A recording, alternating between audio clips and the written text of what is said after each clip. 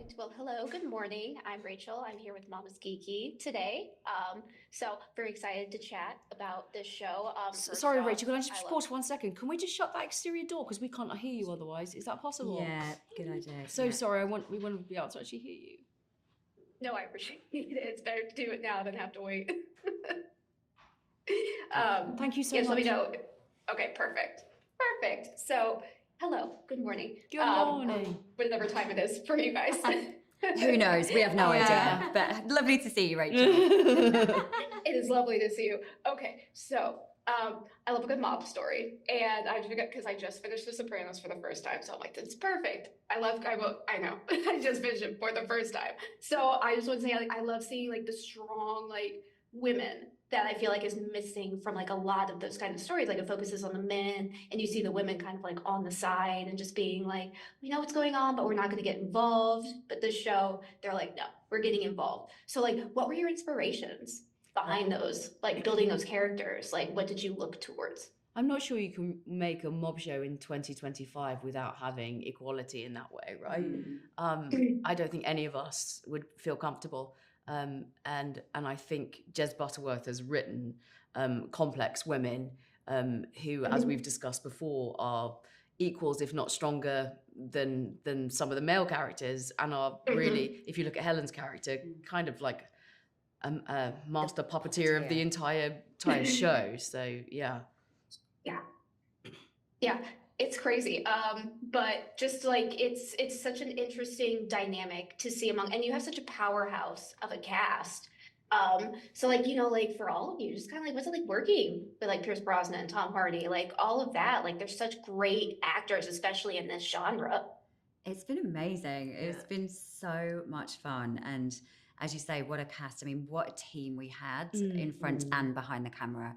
It was just the most incredible group of people that they put together, that the team at 101 and David Glasser put together. And yeah, it's been an absolute joy. I mean, I obviously do a lot of my scenes with Tom because we play husband and wife. And, he's Tom Hardy. He's brilliant. We all love watching Tom. And then there's Pierce and Helen, who I think viewers will be really surprised by their characters. I don't think people have seen either Pierce or Helen play characters like this before, and they so enjoyed doing it. And it was an absolute fun. Absolute joy to watch, wasn't it? So it's been a ball.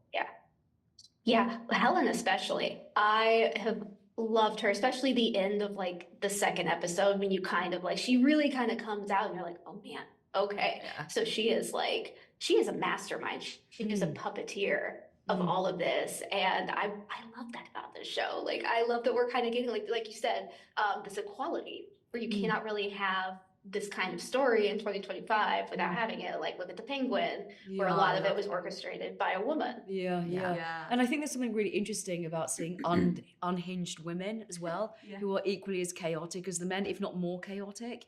And there's something wonderful, especially what Helen's offering in this show, where you don't really know where you're at with her.